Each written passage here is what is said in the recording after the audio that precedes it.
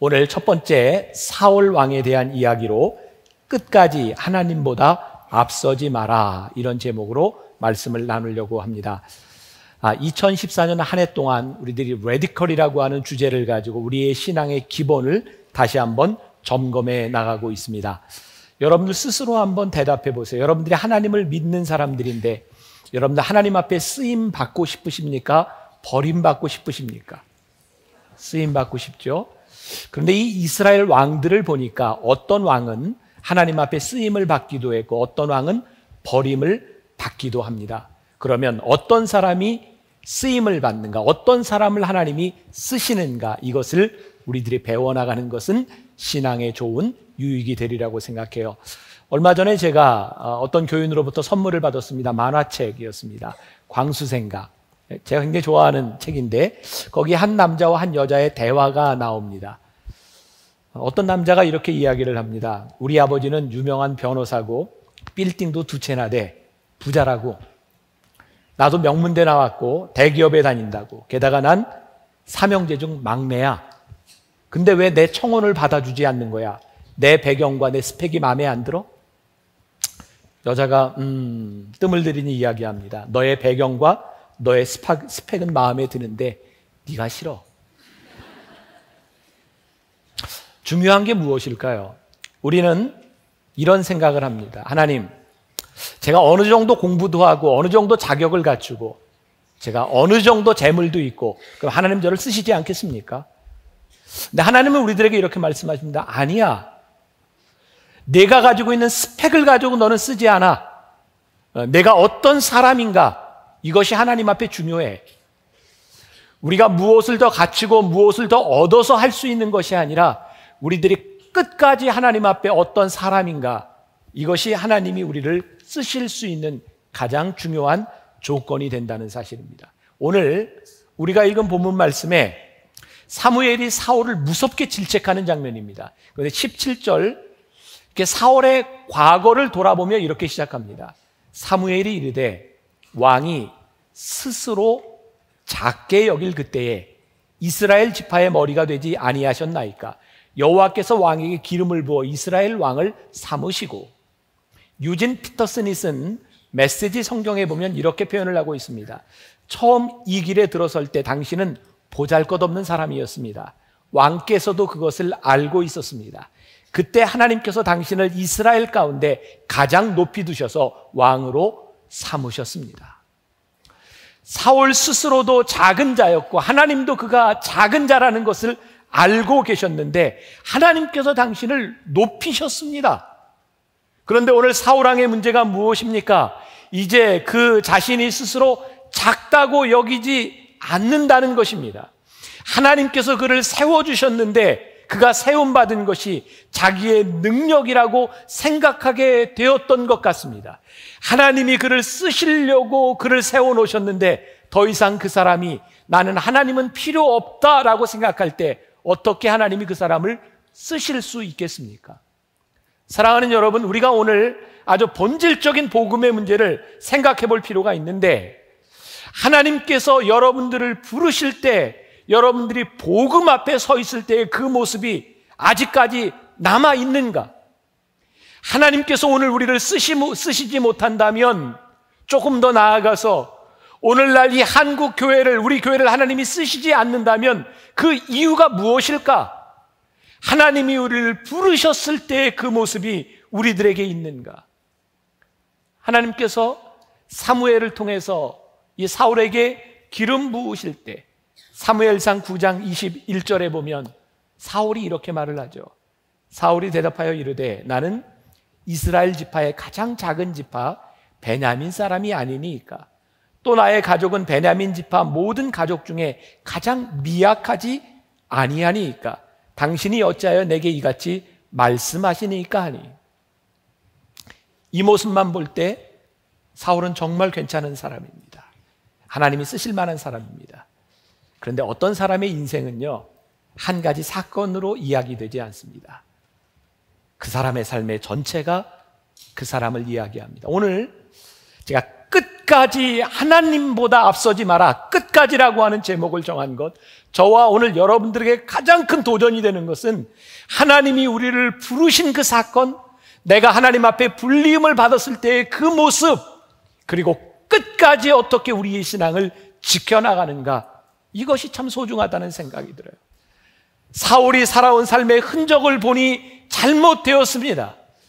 그가 하나님 앞에 불리움을 받을 때 그는 참 겸손하고 괜찮은 사람이었지만 그의 온 삶을 보니 그가 잘못된 사람이었습니다. 오늘 여러분들에게 소개해드리는 책, 부산 수영록교회 이규현 목사님이 쓴 그대 그대로도 좋다, 편하게 읽을 수 있는 좋은 글들이 많이 나와 있습니다. 제가 조금 읽어드리겠습니다. 삶의 흔적은 시간의 발자국이다. 또한 시간이 멈추지 않고 앞을 향해 가고 있다는 것은 축복이다. 지나간 시간의 흔적을 지울 수는 없지만 새로운 흔적을 만들어낼 수 있다는 것은 기회다. 얼굴에 생겨난 주름은 흘러간 시간의 흔적이지만 동시에 미래를 풍요롭게 여는 지혜의 샘터이기도 하다. 지난 10여일 동안 우리는 정말 힘들었습니다. 많이 아팠고, 그런데 오늘 하나님께서 우리들에게 주시는 메시지가 있습니다. 많이 아프지, 힘들지, 그러나 그것이 너희들의 삶의 전부라면 너희들은 정말 비극적인 사람이지만 그것 때문에 너희들이 살아가야 될 날이 있기 때문에 너희들에게는 소망이 있는 거야. 저는 지난 부활절을 지나면서 참 아프고 힘든 때 우리들이 부활의 이야기를 맘 놓고 하지 못했던 것이 너무 아프다는 생각을 합니다. 하나님, 정말 힘들고 아픈 가운데 우리들이 부활을 이야기할 수 있어야 하지 않겠습니까? 다 절망이라고 이야기할 때 우리들에게 소망을 이야기할 수 있는 믿음이 우리들에게 있어야 하지 않겠습니까? 제가 얼마 전에 페이스북에 그런 글을 썼습니다. 저에게 제일 가슴 아팠던 일 중에 하나, 저희 아버님이 돌아가셨을 때 제 5일장을 지나며 제가 손님들을 맞을 때 어쩌면 그렇게 때가 되면 배가 고플까요?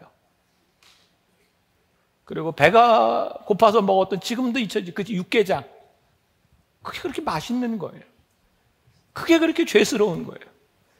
아버님은 돌아가셨는데 나는 왜 배가 고픈가? 그리고 그게 왜 이렇게 맛있는가? 그리고 돌아가시고 한참이 돼서 참 많이 울었던 기억이 납니다. 그리고 그때 그런 생각했어요. 죽은 자의 목과 산 자의 몫이 있다. 오늘 우리들에게 주어진 참 많은 날들이 있습니다. 그 날들이 우리의 인생을 만들어 갈 것이고 이 민족을 만들어 갈 것입니다. 하나님께서 우리들에게 물으실 것입니다. 그 사건을 물으시는 것이 아니라 끝까지 너희들이 믿음을 지켰고 지금 너희들이 서 있는 자리가 어디인지를 하나님께서 우리들에게 물으실 겁니다. 사무엘상 15장은 사울이 아멜렉과의 전쟁에서 승리한 후에 하나님이 그를 버리셨던 이유를 보여주는 사건입니다. 오늘 우리가 읽지 않았지만 사무엘상 15장 10절부터 12절까지 말씀을 보면 같이 한번 봉독해 볼까요? 여호와의 말씀이 사무엘에게 임하니라. 이르시되 내가 사울을 왕으로 세운 것을 후회하노니 그가 돌이켜서 나를 따르지 아니하며 내 명령을 행하지 아니하였음이니라 하신지라. 사무엘이 근심하여 온 밤을 여호와께 부르짖니. 사무엘이 사울을 만나려고 아침에 일찍이 일어났더니 어떤 사람이 사무엘에게 말하여 이르되 사울이 갈멜에 이르러 자기를 위하여 기념비를 세우고 발길을 돌려 길갈로 내려갔다 하는지라. 왜 사울이 하나님께 끝까지 순종하지 못하는 사람이 되었을까? 하나님께서 왜 사울왕 세우신 것을 후회하셨을까? 오늘 여기 기념비를 세웠다라고 하는 말이 나오고 있습니다. 기념비는 성경에 두 가지가 있는 것 같아요. 하나는 하나님을 위하여 세우는 기념비입니다. 이스라엘 백성이 출애굽해서 마지막 가나안 땅에 들어갈 때 요단강이 갈라지고 그 길을 건너갑니다. 하나님께서 말씀하십니다. 12지파의 대표들이 돌을 가져다가 기념비를 세워라. 그리고 누군가 너희의 후손들이 이것이 무엇이냐고 묻거든 하나님께서 역사하셨노라고, 하나님께서 우리들에게 이 일을 행하셨노라고 그것을 너희들이 기억하고 이야기해라. 하나님은 우리의 삶 가운데서 끊임없이 하나님을 기억하기를 원하십니다. 왜? 하나님이 우리를 부르신 이유이기 때문입니다. 순환주간을 지나면서 정말 반가운 전화를 하나 받았습니다. 일본에서 전화가 왔어요. 우리 교회 청년 중에 지지난주 일본 JLPGA 일본 프로 골프에서 우승을 한 친구가 나왔어요. 이지연이라고. 저에게 전화를 해서 이렇게 얘기했습니다. 목사님, 하나님이 하셨어요. 하나님이 나를 안아주셨어요. 제가 잊을 수 없는 말이 하나 있습니다. 제가 초심을 잃지 않겠습니다. 8년 동안 13번 가까이 마지막 결승 라운드에 올라가서 한 번도 우승하지 못한 얼마나 어려운 시간이었겠습니까? 하나님이 하셨습니다. 그래서 동생과 함께 우리가 우승을 하면 이렇게 기도하자고 생각했던 그 초심을 잃지 않겠습니다. 제가 그랬습니다. 그래, 그 마음 잃지 말아라. 왜냐하면 우리 주위에 우리는 수없이 많은 믿음의 영웅들을 봤는데 그 믿음의 영웅들이 너무나 처참하게 사라져가는 모습을 바라보며 하나님 쓰셨던 그 사람들이 저렇게 무너져가는 모습을 바라보며 하나님이 얼마나 아프실까?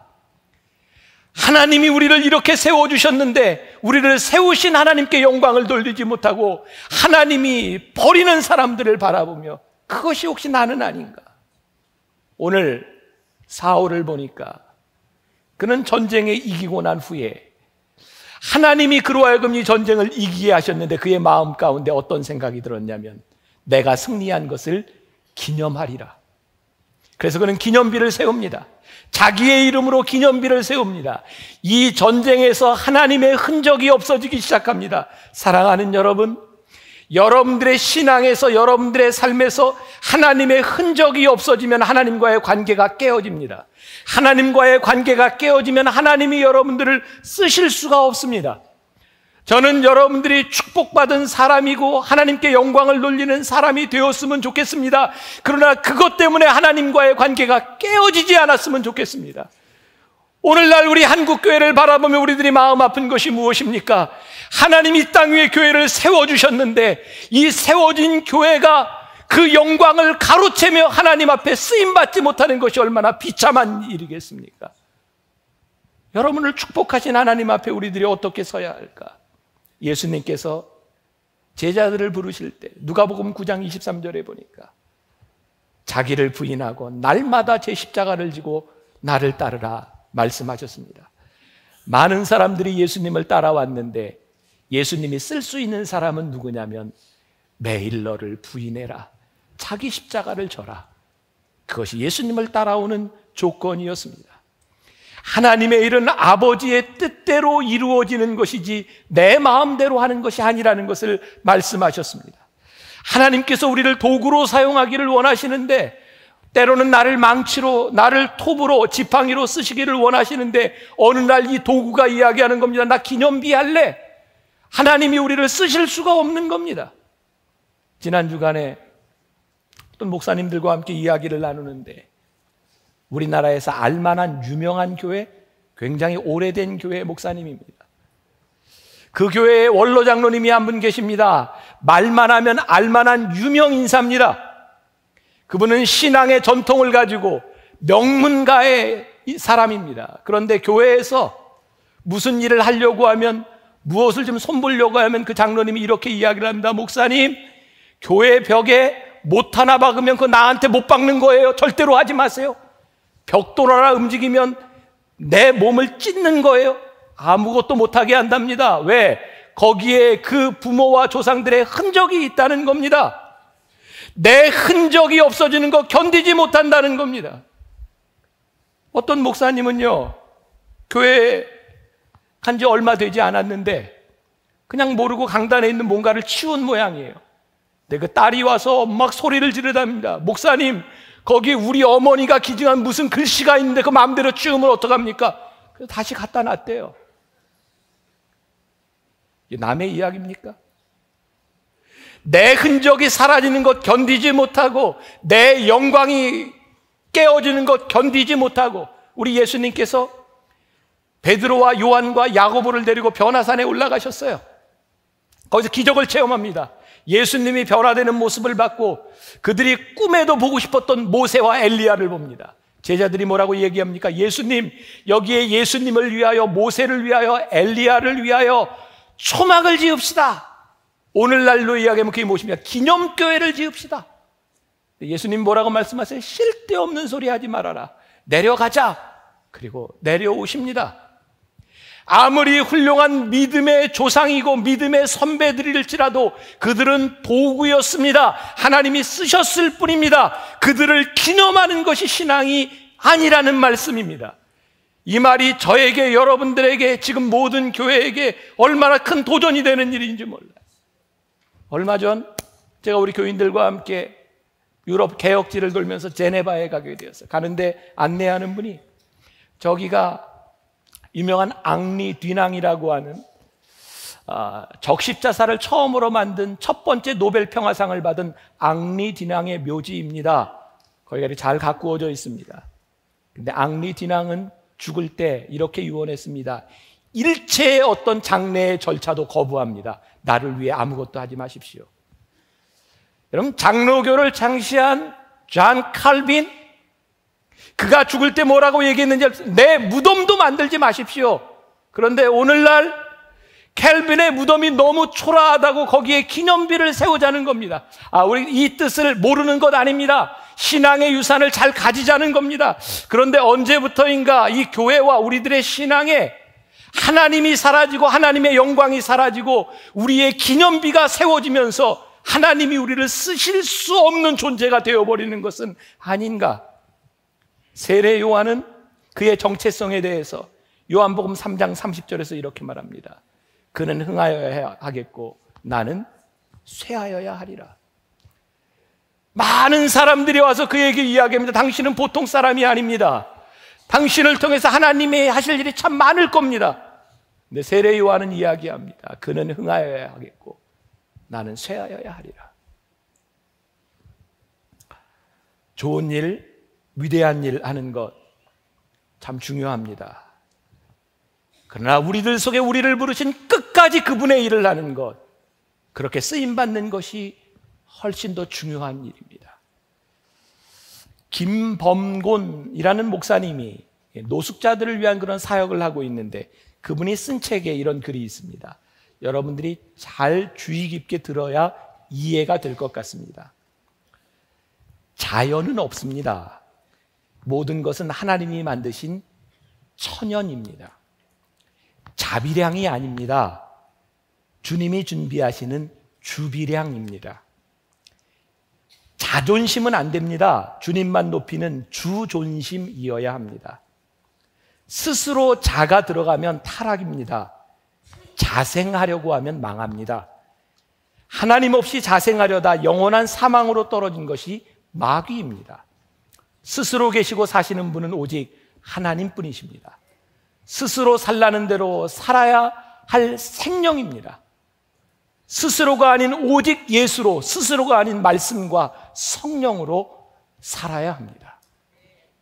사울이 무엇을 착각했습니까? 오늘 본문 말씀 21절 우리 같이 한번 봉독해 봅시다.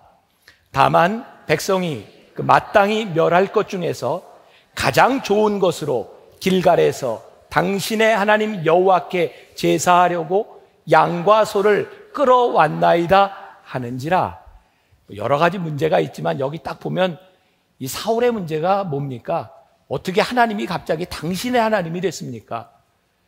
자기의 하나님이 되지 못하고 사무엘의 하나님이 되는 순간 그는 하나님과의 관계가 이미 끊어졌다는 생각이 들어요. 사람들이 참 많은 착각을 합니다. 이 사울이 했던 착각입니다. 마땅히 멸해야 할 것 중에서 내가 이것을 가지고 온 이유는 이것으로 하나님께 드리면 하나님이 기뻐하실 것 같았습니다. 아마 그런 생각을 했던 것 같아요. 사울이 지금까지 하나님의 은혜로 왔고 하나님을 통해서 전쟁에 승리를 했는데 하나님이 주시는 것이 보이는 것이 아니라 내가 잡아야 될 것이 보이기 시작합니다. 여러분, 여러분들의 인생에서 하나님이 주시는 축복이 보이지 않고 내가 움켜잡아야 될 것이 보이기 시작할 때 여러분들은 불신앙의 길을 갑니다. 여러분들이 가지고 있는 것, 움켜진 것으로 여러분들이 축복이라고 이야기할 수 있을까요? 우리의 인생 절대로 저는 그렇지 않다고 생각해요. 여러분들 잘 들으세요. 가끔 어떤 분들이 그런 얘기합니다. 바닷가에 좋은 별장을 짓고 멋진 집을 가지고 있는 사람을 친구로 둔 사람이 행복하답니다. 그 집 가진 사람은요, 그 관리하느라고 무척 힘듭니다. 여러분, 가진 것이 여러분들을 행복하게 해준다고 생각합니까? 제가 미국의 시카고에 있을 때 저희 교회 교인들 대부분 세탁소를 많이 했습니다. 그 당시 한국 교민들이 세탁소 많이 했고 돈 많이 벌었습니다. 한국 사람들이 돈 많이 벌면 뭐 하는지 아십니까? 큰 집 삽니다. 한국에서는 꿈도 못 꾸는 큰 집에 수영장까지 달린 집. 월요일부터 금요일까지 아침부터 저녁까지 계속 일하고 이제 주말에는 교회 오고, 그 넓은 저택가 수영장을 사용하는 사람이 누구냐면 일하러 온 사람이요. 수영하고 쉬었다가 청소해놓고 갑니다. 여러분들 소유가 진짜 여러분들의 소유라고 생각하십니까? 여러분들이 가진 것이 여러분들을 행복하게 해주리라고 생각하십니까? 이전에 한국에 이 골프가 비싸니까 은퇴하고 뉴질랜드로, 호주로 가서 내가 실컷 골프 치겠다. 그리고 이민 간 사람들 많습니다. 가서 사람들이 재밌습니까? 행복합니다? 물으면 지겹습니다 라고 대답을 한답니다. 시간의 즐거움은요, 내가 시간이 없을 때 생기는 것이 기쁨이지 남아도는 시간이 기쁨이 아닙니다. 직업이 없어서 지금 놀고 있는 사람에게 참 한가하시네요. 가슴에 불을 지르는 겁니다. 어쩔 수 없이 주어지는 시간, 그것은 여유가 아닙니다. 여러분들이 가지는 것, 그것이 여러분들의 소유가 아닙니다. 하나님이 사울을 통해서 분명히 말씀해 주시는 것입니다. 그건 내가 갖지 마라고 하면 갖지 않을 수 있어야 합니다. 그것이 믿음입니다. 왜? 하나님은 또 다른 승리와 또 다른 기쁨을 준비하고 계신데 우리들이 그것을 누리지 못하기 때문입니다. 순종이 무엇입니까? 듣는 겁니다. 믿음은 들음에서 납니다. 들어야 우리들이 행할 수 있는 겁니다. 오늘날 우리들이 끝까지 순종하지 못하고 믿음을 버리는 이유는 우리들이 순종하지 않는다는 겁니다. 들으려고 하지 않는다는 겁니다. 사울이 겸손하게 하나님 앞에 가졌던 하나님, 저건 작은 사람입니다라는 겸손이 그에게서 사라져버리고 말았습니다. 오늘 본문 말씀 20절과 21절 우리 다시 한번 봅니다.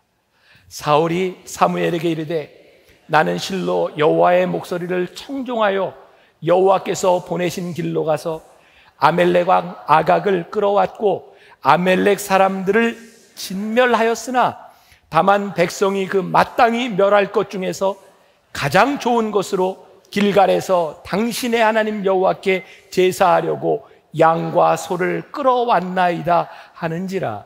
말씀을 묵상하다가 저에게 들어온 게 20절 마지막이었습니다. 아멜렉 사람들을 진멸하였으나 라는 말입니다. 사실은 이렇게 끝나면 안 됩니다. 제가 진멸했습니다 라고 했으면 딱 끝날 일입니다. 그런데 진멸하였으나 끝까지 순종하지 않았다는 겁니다. 왜? 하나님께서 하신 말씀이 그의 마음에 들지 않았습니다. 그래서 그는 여기까지만 순종을 하고 자기가 하고 싶은 일을 했습니다. 오늘 여러분들이 순종하기 참 힘든 이유는 무엇일까요? 하나님이 우리들에게 하시는 말씀이 다 내 마음에 들지 않는다는 겁니다. 마음에 드는 것, 그것에 순종하는 것은 쉬울지 모르지만 여러분들 마음에 들지 않는 것에 순종하는 것은 쉽지 않습니다. 레디칼이 무엇인가요? 다시 복음 앞에 서서 하나님이 우리를 부르셨을 때, 하나님이 우리를 쓰시기로 원하셨을 때의 모습, 그 모습으로 하나님의 말씀을 들어보자는 겁니다. 사울의 이 모습이 우리들에게 찔리지 않습니까? 사울은 이렇게 생각했습니다. 하나님이 좋아하실 거야. 하나님이 멸하라고 하셨지만 이 좋은 것들을 가져다 제사하면 하나님이 좋아하실 거야. 근데 하나님이 좋아하시지 않았습니다. 우리는 정말 이 예배를 드리면서 수없이, 우리들은 신앙생활을 하면서 수없이 이렇게 말합니다. 하나님이 좋아하실 거야. 하나님이 좋아하시지 않는 일이 너무 많은 겁니다. 하나님 앞에 순종하지 않는 우리들이기 때문에 하나님은 우리들 오늘 예배 드리는 우리의 모습을 보시는 것이 아니라 예배를 드리고 있는 우리의 마음을 보신다라고 말씀합니다.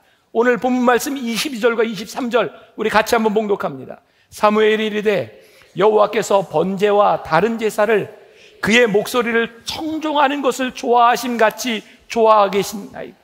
순종이 제사보다 낫고 듣는 것이 숫양의 기름보다 나으니 이는 거역하는 것은 점치는 죄와 같고 완고한 것은 사신 우상에게 절하는 죄와 같음이라.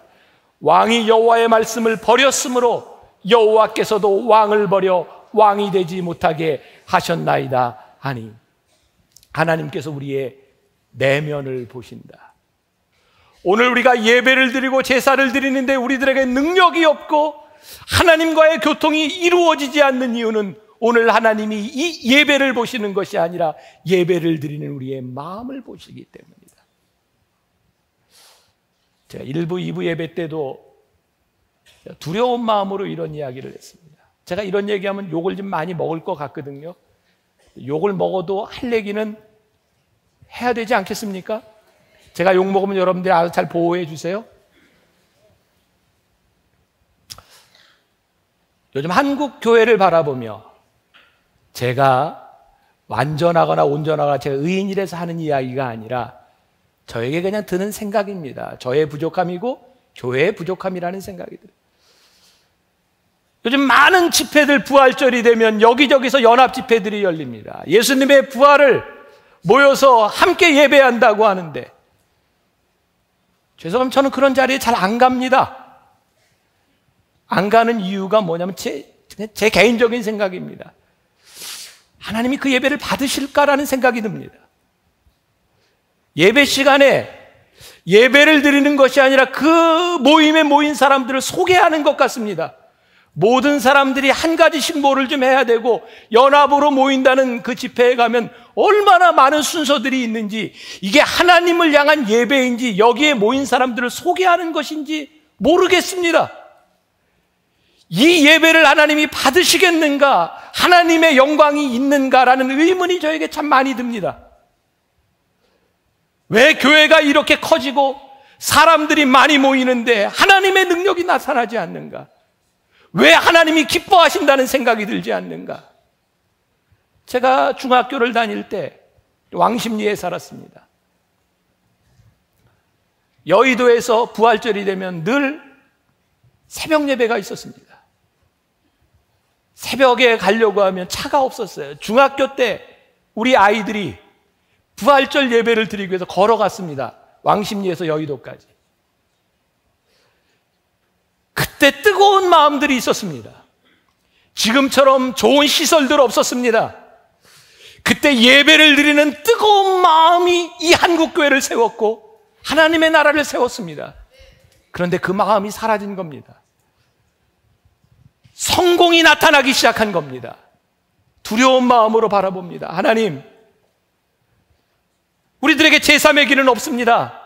하나님을 순종하든지 불순종하든지 둘 중에 하나입니다. 하나님을 예배합니다만 우리가 이렇게 합니다. 이거 통하지 않습니다. 하나님을 진정으로 예배하는 자가 되라고 말씀하십니다. 혹시 여러분들이 하나님 앞에 그렇게 양다리를 걸치고 있는지 모릅니다. 제가 진멸하였습니다만 그 불순종이라는 겁니다. 하나님이 쓰실 수 없다는 겁니다. 오늘 메시지 성경에 보니까 거역하는 것은 점치는 죄와 같고 완고한 것은 사신우상에 절하는 죄와 같음이라를 이렇게 표현하고 있습니다. 하나님의 명령을 행하지 않는 것은 이교에 빠져 놀아나는 것보다 훨씬 더 악한 일입니다. 하나님 앞에서 스스로 우쭐대는 것은 죽은 조상과 내통하는 것보다 훨씬 더 악한 일입니다. 우리가 하나님을 예배한다고 하면서 우리들이 이렇게 악한 일을 하고 있는 것은 아닌지. 제가 요즘 선거철이 돼서 만나자는 사람이 왜 절 만나자 그러는지 이해를 잘 못하겠어요. 뭐 경기도지사 후보도 이렇게 만나게 되고, 이렇게 뭐 서울시장 후보도 만납니다. 내가 왜 만나야 되는지 이유를 모르겠어요. 가면 와 있어요. 하나같이 후보들이요, 참 말을 많이 합니다. 제가 그냥 속으로만 그럽니다. 안 되겠네요. 들을 준비가 안 돼 있어서 안 될 것 같아요. 제가 누구라고 얘기 안 합니다. 정말 소중한 사람은요, 듣는 사람입니다. 우리 좋은 지도자를 뽑으려면 듣는 사람 뽑으십시오. 하나님이 우리를 정말 쓰실 수 있는 사람은 누군지 아십니까? 듣는 사람입니다. 하나님의 말씀을 듣지 않으면 하나님이 우리를 쓰실 수가 없습니다. 도널드 맥컬로우라고 하는 사람이 빛나는 인격이라고 하는 책을 썼습니다. 거기에 경청의 중요성에 대해서 이렇게 얘기합니다. 프랭클린 루즈벨트 대통령이 한 번은 파티에 참석했을 때 환한 웃음으로 사람들과 함께 이렇게 인사를 하고 다닙니다. 그런데 너무 이게 가식적이라는 그런 생각이 드는 거죠. 그래서 사람들하고 인사하면서 조그맣게 이렇게 얘기를 했답니다. 저 오늘 아침 할머니를 죽였어요. 근데 사람들이 이렇게 대답을 하더랍니다. 대단합니다. 앞으로도 계속 그렇게 하세요. 정말 정이 많으시네요. 그냥 상투적인 인사입니다. 말을 듣지 않은 겁니다. 그 중에 딱 한 사람 외교관이 와서 루즈벨트 대통령에게 이렇게 속삭였답니다. 할머니가 무슨 죽을 짓을 하신 모양이죠? 그 사람만 들은 겁니다. 이 이야기 별로 중요하지 않습니다. 그런데 마치 우리가 그렇다는 겁니다. 교회 와서 우리는 하나님 앞에 참 여러 가지 이야기를 합니다. 하나님 영광 받으세요. 하나님 기뻐하시겠죠. 그래서 우리는 봉사합니다. 하나님이 화가 나실 것 같아요. 너희들이 내 말을 듣지 않는다. 우리는 우리의 마음대로 합니다. 아브라함이 하나님이 지시하시는 곳 갈대아 우르를 떠나서 가나안으로 갑니다. 하나님께서 그에게 주셨던 아들 이삭을 제물로 바치라고 할 때 제물로 바칩니다. 성경은 계속해서 이렇게 얘기합니다. 아브라함은 믿음으로 했느니라. 믿음은 뭡니까? 들음에서 납니다. 듣지 않는 자가 어찌 믿을 수 있으며 믿지 않은 자가 어찌 행할 수 있겠습니까? 다시 복음 앞에, 다시 하나님의 말씀 앞에, 다시 우리들이 섰으면 좋겠습니다. 이건 여러분들에게 하는 이야기가 아니라 저에게 하는 이야기이기도 하고, 하나님, 여기에 있는 우리 교회가 하나님 앞에 듣는 자가 되어 하나님 앞에 쓰임받기를 소원하며, 하나님 이 교회를 세워주신 이 교회가 버림받지 아니하도록 하나님 듣게 하여 주옵소서. 오늘 예배를 드리며 이 자리에 나온 여러분들이, 하나님 앞에 불림을 받은 여러분들이 버림받는 자가 아니라 하나님 끝까지 우리를 쓰셔서 하나님 끝까지 하나님 앞에 쓰임받는 자가 되게 하여 주옵소서. 오늘 여러분들의 마음을, 여러분들의 삶을, 여러분들의 믿음을 보시는 하나님 앞에 여러분들의 인생에 누가 왕인지를 분명하게 고백할 수 있는 여러분들이 되시기를 주님의 이름으로 간절히 축원합니다.